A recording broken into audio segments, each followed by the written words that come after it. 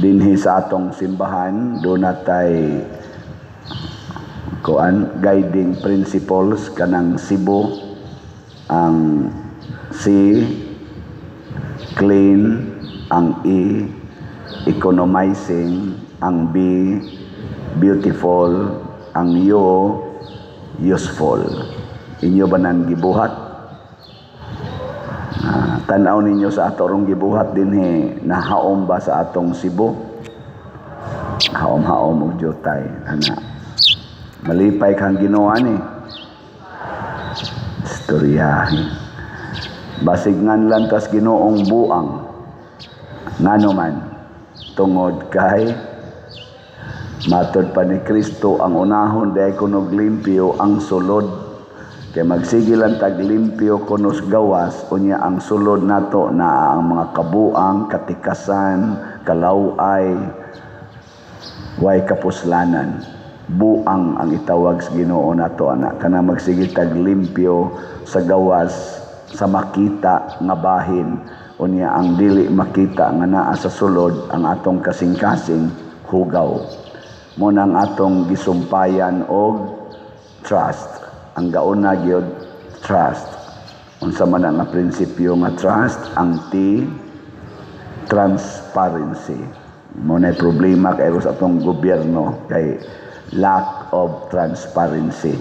And practically kadaghanan sa mga politicians, apil na sad ming mga pari, ambot ang mga obispo, lack of transparency. Unya dayon ang R, religiosity. Kanang pagsimba sa Ginoo, matod pa diri sa unang pagbasa, mga buang sad mo.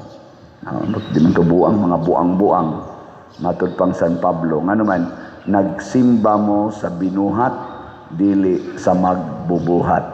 So ang tanang kalihukan dinhi sa religiosity, atong gipaningkamutan na mahimong sentro ang magbubuhat, dili ang binuhat. Kining mga larawan nga atong gibutang sa atong simbahan, wa ta magsimba ani mga larawan. Kuani sila tabang ni aid para masimba nato ang magbubuhat. Unya unsa may resulta kung mosimba tas magbubuhat?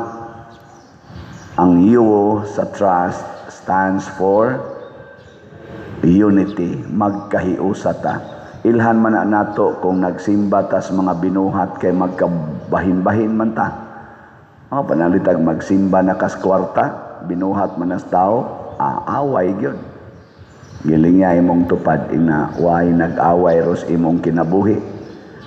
Na way nag-away. Wa. Basta magsimba na kas binuhat, sama nang musimba na ka, imo nang i-idolize ang usa ka tawo. Away gyud mo, panalitan imong bana, iyan nang i-idolize ang inyong silingan. Awa na, patay ka sa asawa diha. Mga anak ang i-idolize, ang cellphone, patay. Away ginag ang ginikanan. I-idolize nimo ang imong manok, bana, siging hapyods manok, nya wagi ka hapyods asawa og sa mga anak, patay ka diya. Peligro, lain ano imong hapyod na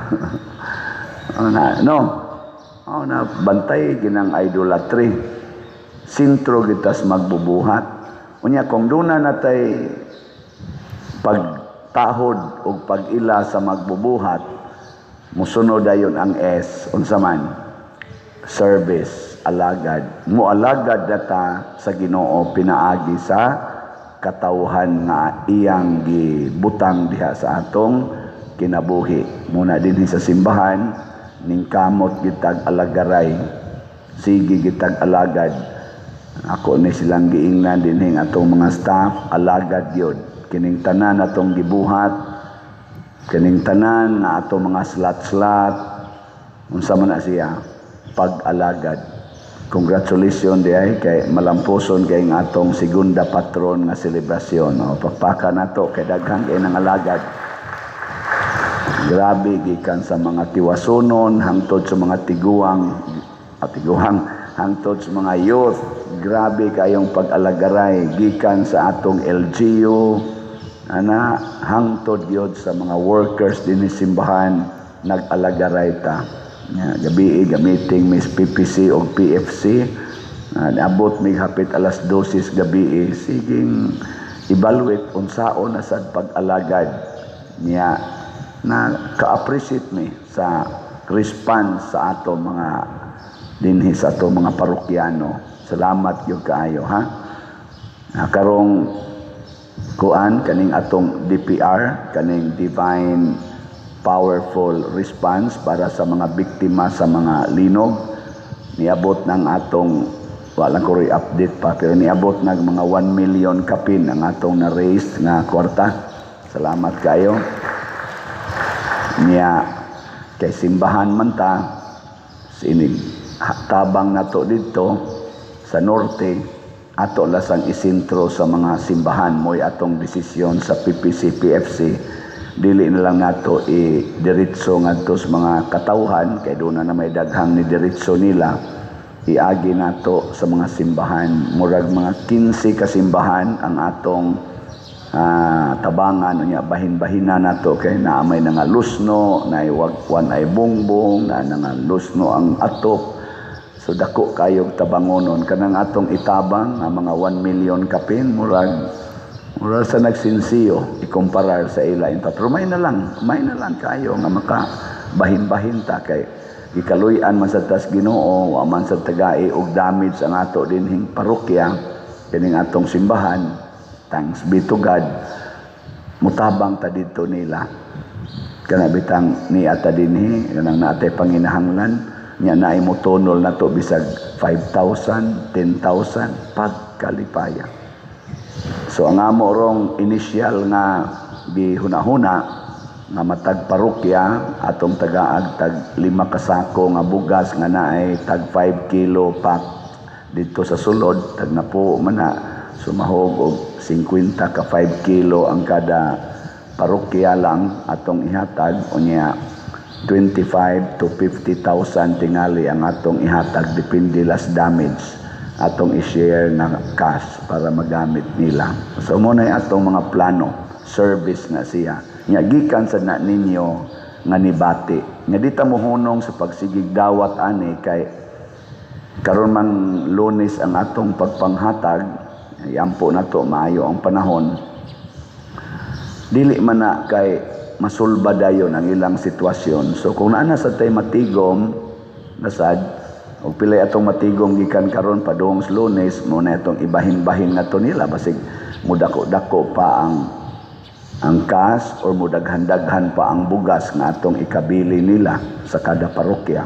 So mahibaw ana ini ka Sabado tingali, Sabado or Biyernes karong Biyernes makita nato ang actual gid natong madawat sa DPR. So kung napamoy daghan dang ikahatag para ning atong biktima sa linog para sa atong mga simbahan didto ug katawhan hala ibutang lang na dire si Archbishop Abit na asad siya ay atong archdiocese ug ang ubang mga simbahan naapod sila ilang pag-raise og funds para gyapon itabang. Sige lang, bahin-bahino na to ug asa ninyo gustong itonol. Basta kita dinhi maningkamot ang inyong gihatag magamit gid nato. Naka-spent na ta og mga 115,000 out of 1 million kapin nga atong nadawat. 115,000 na ang atong na-spend sa lain-laing sitwasyon dito sa kanaganing norte. So sige pagitani. Unya kung magsige na tag-alagad, gamiton gid nato sa pag-alagad ang atong technology. Muna ang T sa trust is technology. Atong gigamit ang modern technology nga magamit sa pag-alagad sa maning atong online nga mga misa, kining atong mga TV monitors, ang atong hili fans nya kading ato sad nga lingkuranan ato na ning ilisan. So kamong mga niangkon adtong 13 ka o 14 ba to o 13 ka lingkuranan, ato tong i-convert sa bag-o nato niyang lingkuranan. Dugangan na lang to nato. Pero nga tong kneelers, idayon to nato katong upat ka kneelers. Nya maghimo tag bag-ong lingkuranan, kaya ang desisyon dili na lang ni nato i-repair ang kanini ang damage na kaayo nga mga lingkuranan nga kahoy, nga maghimo tag design tag bag-o, kaya man sa ni magtupong ang iyaning sizes kadto didto mubo nga kani dining sentro tagas, nga kani sang tagas na sa diferensya ang ginagmay sa iyang size, no, nga nga lata na ng iyang kilid kasagaran, nagi pang agay-ay ug ato nang repiron ang agay-ay to nas ilawom mulata ra gyapon na og padayon. So may pa ato na lang ginang ipang-distribute ngadto sa mga kapilya. Og kinsay modawat ani nga kapilya, na may daghang kapilya nato nga galisod pa sa lingkuranan, ato nang i-distribute aron adto na malata nila. Adi sila na lang mo repair ana. Ila na ditong ayom-ayomon. Mapahimos lang na yun na siya. Pero kanang lata na kayo, ato na lang ng gubuon. Di sa tamang hatag na tos kapilya nga dili magamit. So kini siya technology. Pasabot, modernong kahimanan aron ta mulambo. Og nahimo ni siya tungod sa atong paghigugma sa magbubuhat. Magpatudlo ta sa magbubuhat nga mao ang Ginoo. Kining ato karong adlaw, ikaduha sa ning adlaw sa pagnobina nato ni Pedro Calungsod nga maoy gidebosyonan sa atong mga batan-on PYCC. So atong iampo nga ang atong mga batan-on magsunod gyud ni Pedro Calungsod. Ako appreciate sa ko sa mga batan-on nato dinhi sa istoryahan pas mga tiguang puryabuyag.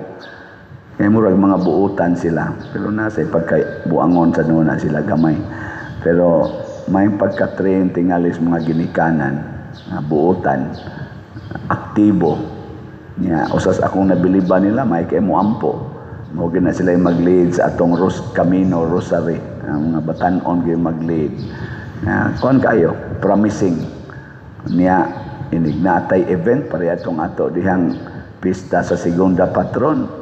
Wa gid sila manglakaw nga wa mahumaghipos ang ato mga lingkuranan, nanilhig pa gid sila dinhi sud simbahan. Nga liwat to ninyo. Ana lingay mong tupad nga nibiya dayon kapag human wa ka manglimpyo ina wa ka nitabang og limpyo ato, nitabang ra kag kaon. Ay, abas yan sa niya, ikapoy sa mo ato. Pero I know, mo ginay energies mga batan-on. Na-imagine lang sa nako ang among kinabuhi sa una dito sa kapilya o sa parokya nga kami gyoy katapusan ng mga grupong mawa sa simbahan. Labi nagnaay mga event, pastilan, hapit di yun mga tog. Dako kay nang dungog namo nga nakaalagad sa simbahan. Muna, dili unta tanganlag buang-buang. Kay ang atong kasing-kasing na ay gugma sa katilingban. Kay ang Ginoo naas katilingban, naa sa simbahan. Muna ato mga government officials, ato silang iampo ug hangyoon, love the Filipino community. Love the Philippine country, mga politicians, labi na mo dang naas executive, legislative ug judiciary. Labi na gid mong mga elected officials, we elected you to serve the country, not to corrupt the country. Palihog lang kay grabe na kay taron, gawas nga gilinog ta sa natural nga linog nga niguba sa atong mga kabtangan, gilinog pagid ta aning ato karong grabe kayong panag-away sa atong mga politicians nga mga selfish interest ra gyud ang hinungdan. Siging away. Inconsistent kay sila. Ang unit team nahimo na rong anti-team. Anang inconsistent kay inyong mga gipangbuhat kamong na as executive, elected officials, nakita gina namo ang inyong pagkabakakon. Kay sige mog promise og unity, nituo sad mi ninyo, nya karon wa nagibisag gamayng effort to do the unitive actions. Wa na. Away, papriso, impeachment. Maunay kay nagsulti pa mo ana kamo na as executive kay gi-elect man mo og sa legislative.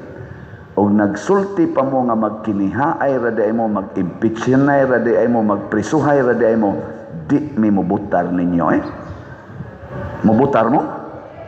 Di gid ta mobutar mga wa mo'y uwaw.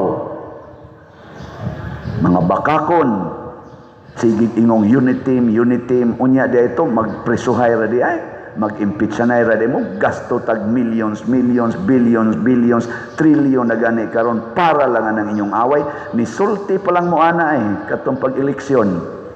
Di mi mobutar ninyo mga wa mo'y uwaw. Di mo angayang palingkuron og posisyon sa katilingban, kay gibungkag ninyo ang katilingban. Kay wa na mo mahigugma sa atong Ginoo nga mo'y gisimba sa 85% more or less nga mga Filipinos solidly worshiping God. Pero kamong mga elected nga mga official sa gobyerno, wa mo magsimba sa Ginoo. Mostly nagsimba mo sa inyong garbo o sa inyong kwarta. Ginganla na mo sa Ginoo og mga buang-buang. Og mura kitag mga buang. Siging gasto anang papriso, anang impeachment, anang flood control nga wa nay control, pulos na lang flood. Wa na. Wow kay ana. Ako sulti lang yung ko anay kay sus nagtinabangay gud ta. Pertigo natong build aning atong country. Sige gutag paningkamot aning tabang aning mga kabos unya kamo dihang elected, gigastuhan gid mo pag-elect ninyo. Dagko kay gastos elections, ang nidaog taktakon, ang napildi mao'y palingkoron, di katanganlan ang nagbuang. Kamong nas kumilik, di ka na ngilad kay tanawon, inyong gialaw nga mulahos og dagan sa eleksyon, naka-elect pa gyud ang mga tao, nya inyo ra day i-disqualify inighuman, nya kadtong napildi mo ra day inyong palingkoron, di katanganlan ang nagbuang. Na tubagan ninyo taga kumilik nganong inana man mo ayo na lagpadagana nganong wa man ninyo gisitol ang problem before sa election, nganong gihago-hago man ninyo pabutar ang mga tao unya human na inyo ra day i-disqualify. Kamo pag mo disqualify ni konsulta mo ni butar wa kahawod gud ninyo nya kami pag gasweldo ninyo. Di katangan lagbu ang ana. Pangita mog nasod, ingon ana, na right after the election, ang nidaog, i-disqualify, ang napildi, mo ipalingkoron. Pangita mog nasod, ingon ana. Ikauwaw kay nas mga officials, pagka-inconsistent ninyo. Kaya nga naman, mao ni resulta kung magsimba na ta sa mga Diyos-Diyos, idolatries, sa kalibutan nga mao ang gahom nga kalibutanon, kwarta nga kalibutanon, garbo lawasnon kaing mga butang. Luoy kay tagnaong sakto yung gingong Kristo, mga buang-buang mo, mga buang mo. Manindog na ta mga dili buang.